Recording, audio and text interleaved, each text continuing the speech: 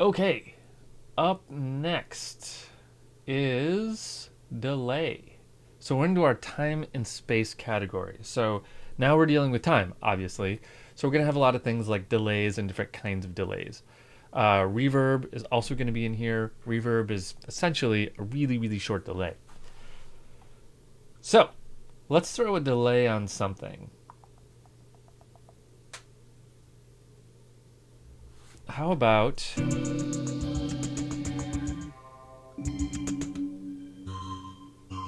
this? We've got this doing some weird stuff now, so let's take a look at it. Okay, so here's our delay. So nothing too insane here, right? Like we have left channel and right channel. Now the way delays work in live is you basically have this, most delays have this kind of grid. And what we're looking at here, so is number of 16th notes usually. So 1/16th note is going to be a tiny delay, 2/16th notes, or an eighth note, 3/16th notes is going to get you a little off sync. 4/16th notes is going to be one beat, so that's a 1 beat delay. 5/16th notes again is going to give you off sync. 6 is going to be 6/16th notes, and then 8/16th notes is going to be 2 beats. 16/16th notes is going to be 4 beats. So just remember that odd numbers here are going to be less metric and create a little bit more chaos, not a lot, but a little bit, than even numbers. Okay, and we have this little link here, this little chain link, which means that the left and right are going to be delayed by the same amount.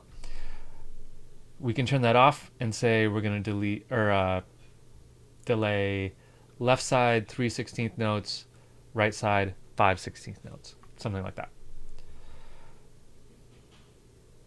Or we can turn this off and just set a number of milliseconds, which will create even more kind of less beat centered stuff. So let's not make this too wild. Let's go 2 beats and let's keep it linked. So 8/16th notes, 2 beats. Feedback, kind of how many times it's going to circle back around. And then we can run it through a bandpass filter as well. So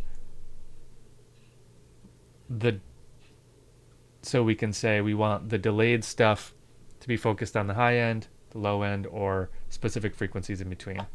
With this, let's really kind of hone in on this higher harmonic stuff that we're getting here. I'm going to go all the way wet so I can hear it.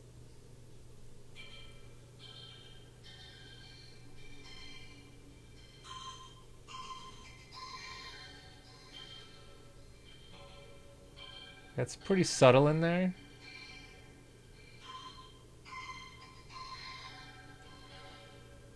Okay, so let's look at these modes. So we call this the delay transition mode. So this is what happens when you change the amount of delay while the delay is going, right? So repitch means it's going to basically try to catch up and do something, and that's going to make it sound like your pitch jumps a little bit. Fade is going to kind of crossfade from the old delay amount to the new amount, and jump is just going to smash it right to the jump amount. This is only really going to be useful if you're changing the delay amount while things are processing, which you can do because you can automate the amount of the delay if you want. So keep that in mind. Ping pong delay is going to give you a bit of panning. It's going to bounce back and forth between the two channels. And then our dry wet amount. Now, speaking of the dry wet amount, it's important to remember the idea of putting delays on buses. This is typically how we like to deal with delay because it gives you a much more crisp sound. So let's actually do it. I have a whole bunch of buses set up here, but I'm going to delete them just so that we can go back to scratch. I don't think I can delete all of them. Oh, I can. Okay, so now I've gotten rid of all my buses.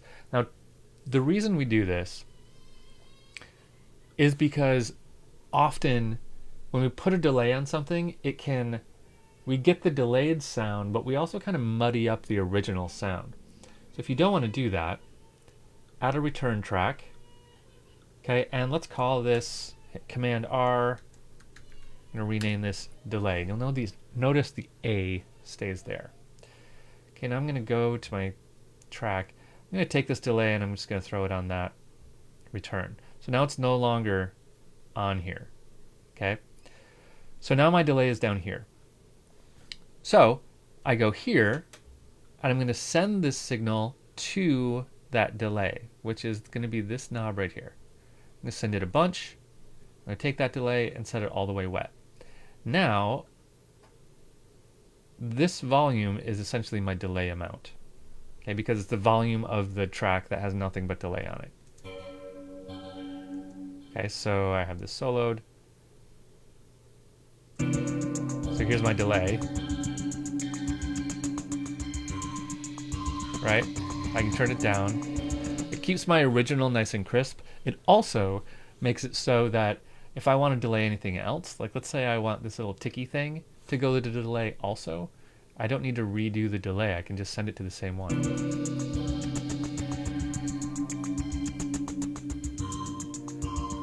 Let's not do that, but let's actually send this little glitchy one.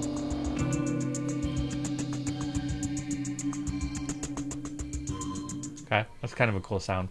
So, always think about putting your delays and really kind of most time-based effects on a bus. You don't always have to, but it's a really good way to keep your mix sounding really clean.